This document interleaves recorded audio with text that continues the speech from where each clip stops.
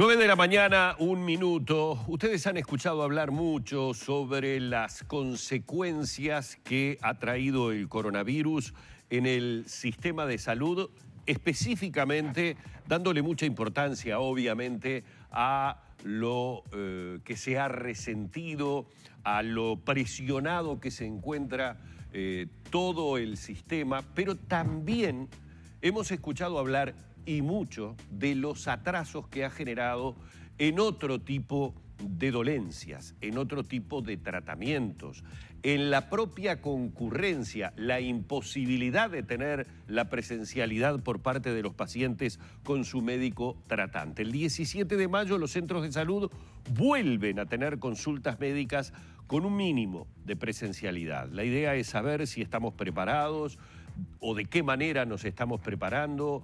De alguna forma el porcentaje de vacunación que tienen los integrantes del sistema de salud los coloca en una posición como para ir retornando sí o no a esta presencialidad, y se lo vamos a preguntar al doctor Carlos Cardoso, vocero de la Coordinadora Nacional de Instituciones de Asistencia Médica Colectiva. Doctor, antes que nada, muchas gracias por mantener este contacto y bienvenido a Arriba Gente.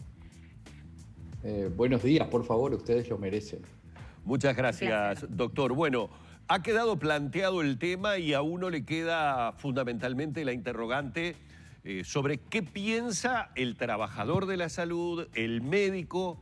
Obviamente que todos sabemos que hay unanimidad en cuanto a que la presencialidad es necesaria para el seguimiento de muchísimas dolencias y de la evolución del paciente. Pero en esta cuestión y en esta coyuntura, en donde todavía los números, lamentablemente, del coronavirus son realmente muy preocupantes, ¿estamos preparados para ese retorno?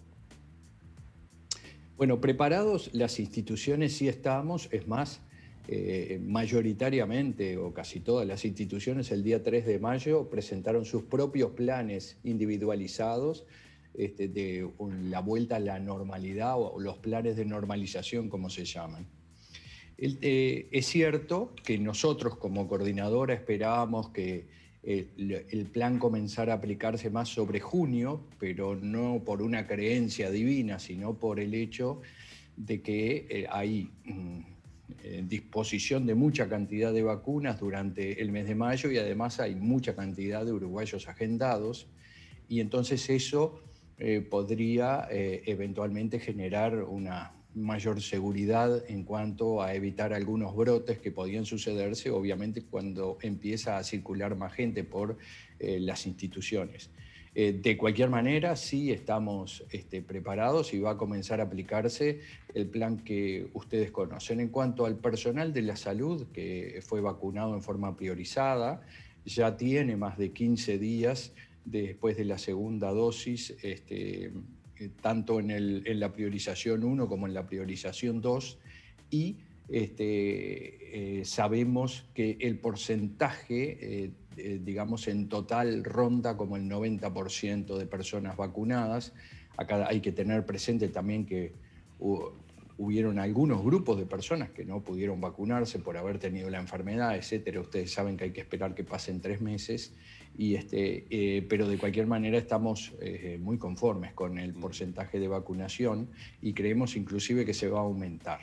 De cualquier manera, frente a la respuesta sí estamos preparados. Creíamos que iba a ser dos o 3 semanas después, y esperemos que todo se haga dentro de las, digamos, no solo de la individualización de cada uno de los lugares para no generar, digamos, brotes intrainstitucionales, y además que se pueda llevar adelante sin problemas. Doctor, por otra parte, me parece que puede ser interesante diferenciar, porque estamos hablando prácticamente de 3 aspectos, podríamos decir, que son distintos: la consulta policlínica, lo que son los estudios de diagnóstico y lo que puede llegar a ser una coordinación de una cirugía de las que hablan que pueden ser de bajo riesgo. Son 3 situaciones diferentes, y también me quedo pensando en lo que se habla de que muchas camas que son de uso común, de sala, se están utilizando de repente para CTI. ¿Qué tanto puede complejizar eso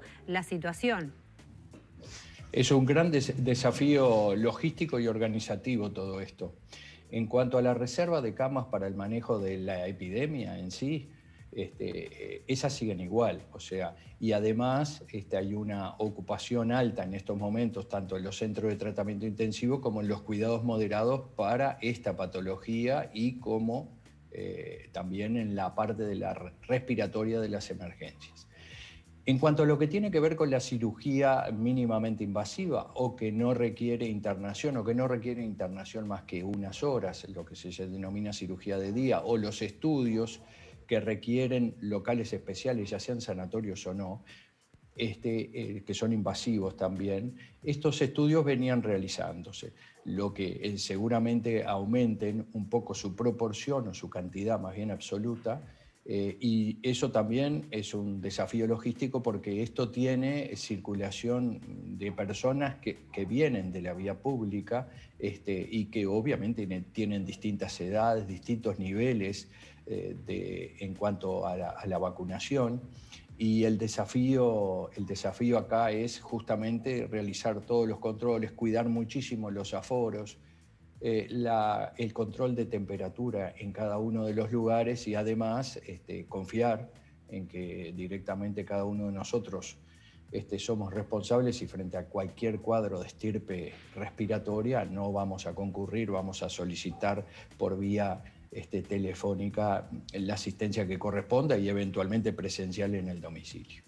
Entonces, esas serían un poco los desafíos y en cuanto al desafío que tiene que ver con la parte de policlínica de presencialidad, por supuesto que había presencialidad, acá lo que se extiende es a todas las especialidades anestésico-quirúrgicas y el desafío básicamente, y está muy relacionado a las capacidades locativas de cada lugar, es mantener los aforos en forma adecuada y además la coordinación y la combinación de los distintos tipos de policlínicas según los lugares, según la característica de los locales donde se desarrollan, para poder respetar todo el tipo de aforos que existen. Doctor, uno ha escuchado a lo largo de estas últimas semanas, y reitero, todo esto tiene que ver con lo negativo de los números en cuanto al tema de coronavirus, el foco puesto en temas CTI, pero también, como le decía en el principio de la nota, las repercusiones que ha tenido en todo el sistema de salud. Es muy recurrente la pregunta periodística sobre si hay o no hay un deterioro en la asistencia sanitaria que le estamos dando a toda la población, hablando en este caso de todas las afecciones que tenemos. Según su criterio, ¿el sistema sanitario no está respondiendo de forma adecuada a las exigencias de salud de la población? Bueno, tu pregunta es bien interesante. Requiere manejar muchísima información para contestar eso. Yo voy a tratar de simplificar. Por suerte, el sector de las instituciones de asistencia médica colectiva maneja muchísima información sobre no solo datos de producción, datos de calidad, datos de desempeño, en virtud de que además los informa el Ministerio de Salud Pública todos los meses, y lo hizo durante toda la pandemia. Acá no podemos desprendernos del paraguas y del contexto de que estamos en una situación excepcional y que el sistema de salud jerarquizó gran parte de sus recursos humanos, materiales, logísticos, etcétera, para poder, digamos, hacer frente a la pandemia, generar todas las minimizaciones de los impactos que se puedan generar con respecto a la enfermedad esta, que es una enfermedad nueva en la que todos los humanos somos susceptibles, y que ahora el cambio que tenemos, por suerte, es que tenemos la vía de salida de la epidemia, que es la vacunación. Ahora, con respecto a la habitualidad, a las características demográficas de la población uruguaya, obviamente que han habido cambios en las condiciones y características del control y tratamiento de las enfermedades crónicas no transmisibles. O sea, aquellas que caracterizan a nuestra sociedad por ser una sociedad con una expectativa de vida alta. Por ejemplo, la hipertensión arterial, la cardiopatía isquémico hipertensiva, la diabetes, bueno, el tema, la epidemia de obesidad, vamos a decir. Entonces, obviamente, si nosotros decimos son iguales los controles ahora que antes, la respuesta es negativa, no es lo mismo. Porque no es lo mismo, porque todo el sistema de salud y todas las personas tuvieron que adaptarse a esta realidad, y entonces las condiciones anteriores ya no se daban para hacer exactamente lo mismo. Y si bien existen controles, existe una clasificación telefónica por parte de los médicos tratantes para hacer presencial o no determinados controles a las personas, también tenemos que pensar que esto siempre tiene una contraparte, que es la voluntad de la persona de concurrir en situaciones excepcionales como el cuidado de los aforos, el no poder estar con acompañantes, etcétera. Un sinfín de cambios muy importantes que en definitiva han alterado la habitualidad. Pero lo que más creemos nosotros ha alterado la habitualidad es que nuestra función y la función asistencial digamos, en lo que nos toque a cada uno de nosotros, es presencial.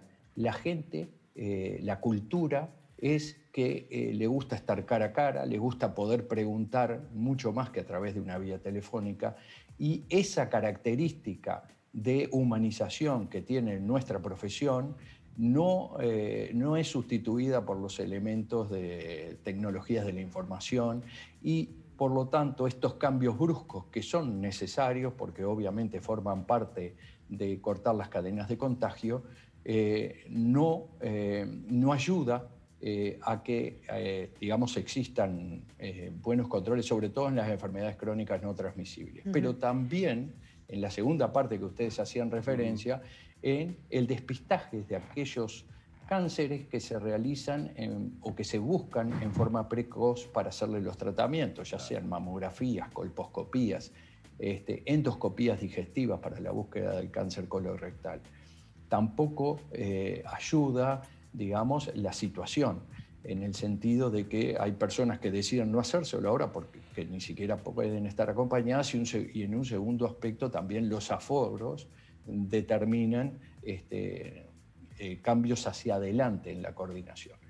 O sea que evidentemente estamos obviamente en una situación en la cual se jerarquiza todas aquellas cuestiones vinculadas a la pandemia y se disminuye en algo y se cambia culturalmente el control de las enfermedades crónicas no transmisibles y los exámenes. Doctor, ya nos tenemos que despedir, pero brevemente se está hablando de entre 50 y 60.000 pacientes que están esperando solamente coordinación de cirugías. Lógicamente que este comienzo de a poco va a ir matizando esa espera, pero se habla de que tendría que operarse un 25% más durante un año para poder ponerse a tiro, para decirlo de la forma más concreta, ese retraso. ¿Cómo ven esa situación a futuro cuando en realidad se va a empezar, como usted lo decía, con un aforo limitado? ¿Ya se está trabajando en eso? ¿Cómo se maneja?